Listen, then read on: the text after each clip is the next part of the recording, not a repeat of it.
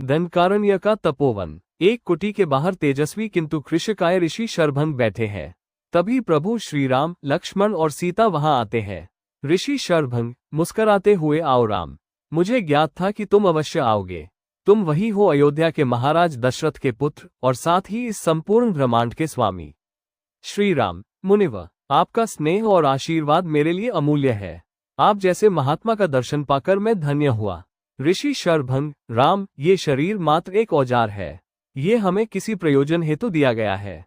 जब प्रयोजन पूर्ण हो जाए तो इसे लौटाना ही उचित है। शरभंग नाम का अर्थ भी यही है, जिसने अपने ही शरीर का विसर्जन किया। लक्ष्मण, गुरुदेव, क्या आप सचमुच अपने शरीर का त्याग करना चाहते हैं? ऋषि शरभंग, हाँ पुत्र, यही समय है। मेरी साधना की पूर्णता तुम्हारे साक्षात दर्शन से हो गई है। अब यह नश्वर शरीर बोझ बन चुका है।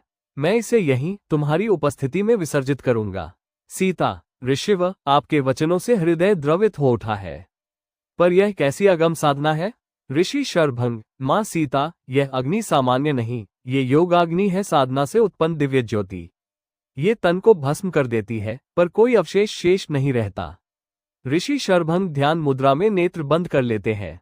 उनके शरीर से एक दिव्य अग्नि प्रकट होती है। देखते ही देखते शरीर उसमें विलीन हो जाता है। कोई राख नहीं बचती। लक्ष्मण, भैया, यह अद्भुत है। शरीर तो क्षण भर में विलीन हो गया। श्री राम, लक्ष्मण, ये योगियों की सिद्धि है। जिन्होंने देह को केवल साधन माना और आत्मा को शाश्वत पहचाना, वे देह से इस प्रकार मुक्त हो जाते हैं। तभी आकाश में एक प्रकाशमान तेजस्वरूप प्रकट होता है। वो दिव्य स्वरूप स्वयं ऋषि शरभंग का है। ऋषि शरभंग का दिव्य रूप, राम, अब मैं इस सूक्ष्म देह में दिव्य लोकों की ओर गमन कर रहा हूँ।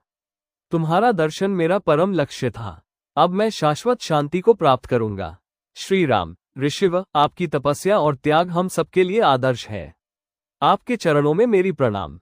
ऋषि का तेजस्वी स्वरूप आकाश मार्ग से विलीन हो जाता है।